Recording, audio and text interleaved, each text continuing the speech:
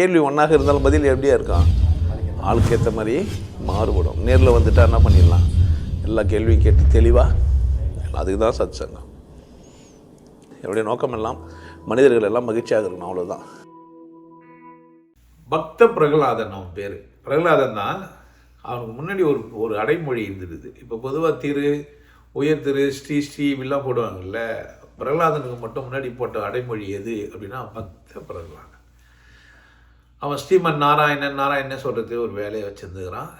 ஏன்னா கர்ப்ப காலத்துலேயே அவங்க அம்மா நாராயணனுடைய பேச்சு அந்த இதை கேட்டு அங்கேருந்தே அவன் எப்போ பார்த்தாலும் நாராயணா சொல்கிறது ஒரு வேலையை வச்சுன்னுக்கிறான்.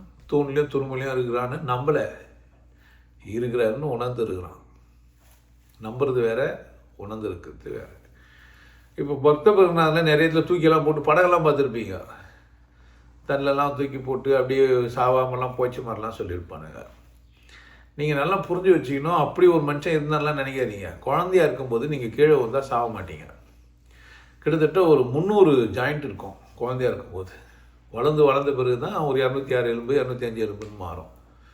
குழந்தையாக இருக்கும்போது ரொம்ப சின்ன பீஸாக நிறைய இருக்கும். எதுடா மாதிரி சின்ன பீஸாக இருக்குதுன்னா, அந்த பர்த் கேனல் வெளியே வரான்ல, அப்போ இலகோடு வரணும் வெளியே. மேலே இந்த நின்று காலை வச்சு போய் தான் கீழே வந்து பொத்துன்னு விழுவான். உந்தா சாகக்கூடாது. அப்போது அந்த மாதிரி தான் செய்யப்பட்டுக்கிறோம் நம்ம. அப்போ குழந்தையா இருக்கும்போது கீழே வந்தாலும் சாக மாட்டோம். பெருசாக அடிபடாது, முறிக்காது, வளைஞ்சு கொடுக்கும், ஸ்ப்ரிங் மாதிரி இருக்கும். இந்த கதைக்கு பின்னாடி இப்படி ஒரு விஷயம் இருக்குது. பார்வை உங்களுக்கு இல்லை என்ன அப்படியே நினச்சிக்கிறீங்க. அப்படியோ கடவுள் வந்தார், அப்படியோ காப்பாற்றினார், கை வச்சிருந்து உள்ளே பிடிச்சிட்டாரு அப்படிலாம் பிடிக்கலாம் இல்லை. விழுந்தா சாவாத மாதிரி தான் கடவுள் நம்மளை செஞ்சுக்கிறார். குழந்தையா இருக்கும்போது வயசாட்ட பிறகு விழுந்தா ஏந்து முடியாத மாதிரி செஞ்சுக்கிறார். ஒரு 60-70 வயசு ஆகிட்டு பாத்ரூமில் போய் ஊந்துட்டீங்கன்னு வச்சிங்களேன், உங்கள் கதை முடிஞ்சிச்சு. எலும்போ ஏதோ முறிஞ்சிச்சு, இடுப்பு ஏதோ வலி வந்துச்சு, இப்போ அவ்வளோதான். நடக்கிறதுக்கெல்லாம் லேட்டாகும். 40 வயசுக்குள்ளே இருந்தால் கொஞ்சம் மாவு கிட்ட இதுன்னு போட்டு சரி பண்ணலாம்.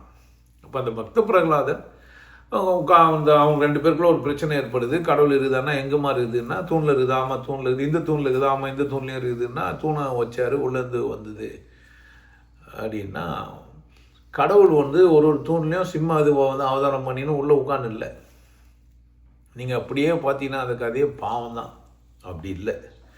அப்படின்னா நீங்கள் போய் தூணை உடச்சிட்டு எங்கேருந்து நரசிம்ம அவதாரம் வர சொல்லி இந்த நரசிம்மனை நான் பார்க்குறேன்னா அப்படி இல்லை. நரன்னா மனிதன், சிம்மம்னா விசேஷமானவன். உள்ளதை உள்ளபடி உணர்ந்தவனுக்கு பேர் சிங்கம். சிங்கம் போல் ஒருத்தர் வாழ்கிறாரு அப்படின்னு சொல்கிறாங்க ஒரு மனுஷனை அப்படின்னா, நேர்கோடு உள்ளது ஒரு விலங்கு இந்த உலகத்தில் இருக்கிறான்னா அது சிங்கம். பசியத்தான் மட்டும்தான் சாப்பிடும், இல்லைன்னா கம்முன்னு இருக்கும்.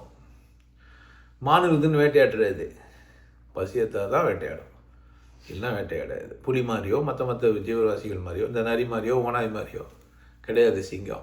சிங்கம் இருக்கிற காட்டில் புல்லும் இருக்கும், மாடும் இருக்கும், மானும் இருக்கும். ஏன்னா அது காடையும் வளமாக வச்சுக்கும், இது அளவையும் குறைச்சும் வச்சுக்கும், அளவாக வச்சுக்கும். ஏன்னா பசிக்கு தானே சாப்பிடுது. அது இனத்தையும் பெருசாக பெருக்கி நிற்குது. ஒரு குட்டி 2 குட்டியோடு நின்றோம். இப்போ பன்னி பார்த்தீங்கன்னா ஒரு காட்டில் பன்னியை ஊட்டிங்கன்னா பன்னியாகவே ஆகிடும் அந்த காடு ஃபுல்லாக. வேறு ஜீவராசிகளே இல்லாத மாதிரி உரும் பன்னியாகவே ஆகிடும் ஃபுல்லாக. ஏன்னா அது மாதிரி 10 குட்டி போடும், சுற்றி வரும். இப்போ நான் வீரசிக்கம்பேட்டில் இடம் வாங்கி வச்சுக்கிறோம். பன்னி குட்டி பார்த்தீங்கன்னா அது மாதிரி போடும். பக்கத்தில் விவசாயமே பண்ண முடியாமல் பண்ணின்னு இருக்கோம். அமெரிக்காவில் எல்லாம் அமெரிக்காவிலையும் நம்ம ஊரில் இந்தியாவில் தமிழ்நாட்டில் குறிப்பாக பன்னியை வேட்டையாடக்கூடாது, சுடக்கூடாது, இப்படிலாம் வனவிலங்குகளை பாதுகாக்கணுன்ற மாதிரி இருப்பாங்க. ஆனால் விவசாயத்தை எப்படி பாதுகாக்கிறது, விவசாயியோட நிலைமை என்னன்னு யோசிக்கிறது இல்லை. அது தீர்க்கமான ஒரு முடிவு அந்த பக்கம் இல்லை. இங்கே நரசிம்மர் தூணை ஒற்றார் வந்துட்டார் வெளியே அப்படின்னா புரிஞ்சிச்சு. ஒருத்தனுக்கு புரிந்த மனிதன் அந்த ஆளை திருத்திட்டான். யார் வெற்றிடமாக எங்கேமா இருக்கிறாரு, இது உனக்கு புரியலையா அப்படின்னு சண்டை போட்டால் அவன் யார் அதே அந்த பக்த பிரகலாதனை காப்பாற்றுறதுக்கு என்ன மாதிரி ஒருத்தன் வந்திருப்பான். அவனை போய் நரசிம்மன்னு சொல்லுவான், அவ்வளோதான். நரன்னா மனிதன், சிம்மம்னா புரிந்து கொண்டவன், நரசிம்மன்னா புரிந்து கொண்டவன். எல்லா புரிந்து கொண்டவர்களும் நரசிம்மர்கள் தான். நம்ம ஊரில் நிறைய பேர் நரசிம்மன்னே பேர் வச்சுருப்பாங்க. கடவுள் வெற்றிடம்னு புரிஞ்சிங்கன்னா அவனுக்கு பேர் நரசிம்மன். ஏன் அப்படின்னா சிங்கம் போல் புரிந்துக்கினான். அப்போ வாழ்க்கை தேவைக்கானதாக இருக்குது. ஆணும் பெண்ணுமா வாழ்ந்துனுக்கிறோம், வாழ்க்கையை வரையறுத்துருக்கிறோம், குடும்ப அமைப்பை உருவாக்கி வச்சுக்கிறோம். ஒரு அப்பா அம்மா பிள்ளை குழந்தைங்க வாழ்றது இயல்பாக இருக்குது. ஒரு அம்மாவுக்கு பிறகு குழந்தைங்கள அண்ணன் தம்பின்னு சொல்லிக்கிறோம். அந்த அம்மாவுக்கு அந்த அம்மாவோட அண்ணன் தம்பிகளை மாமா அத்தைன்னு சொல்லிக்கிறோம். இந்த மாதிரி நம்ம உறவுகளெல்லாம் ஏற்படுத்தி ஒரு குடும்ப அமைப்பு முறையை உருவாக்கி வாழ்ந்துனுக்கிறோம். அவ்வளோதான்.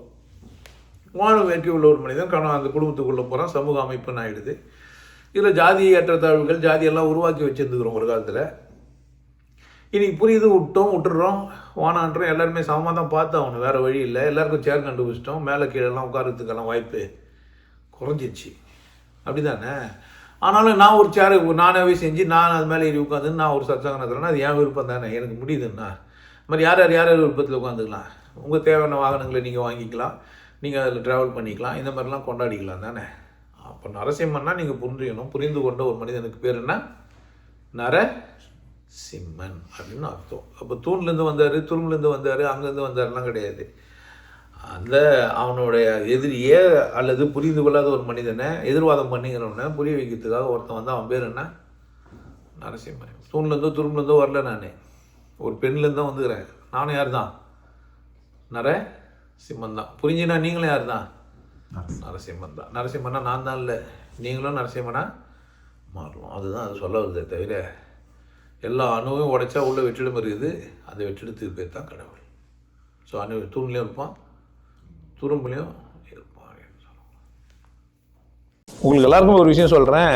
ஆனந்த வாழ்வு அப்படின்ற ஒரு கோர்ஸ் யூடியூப்பில் போட்டு வச்சுக்கிறேன். Happy life course. நீங்கள் மெம்பர் ஆனீங்கன்னா ஆனந்த வாழ்வு கோர்ஸை நேரடியாக நீங்கள் யூடியூப்பில் பார்க்கலாம். ஃபேமிலியாக டிவியில் போட்டு என்ன பண்ணலாம், எல்லாரும் ஃபேமிலியாக போட்டு பார்க்கலாம். ஒருத்தர் தான் சப்ஸ்கிரைப் பண்ணீங்க, 5 பேர் 6 பேர் என்ன பண்ணலாம், நீங்கள் அதை பார்க்கலாம். வாய்ப்பு பயன்படுத்திக்கப்பா.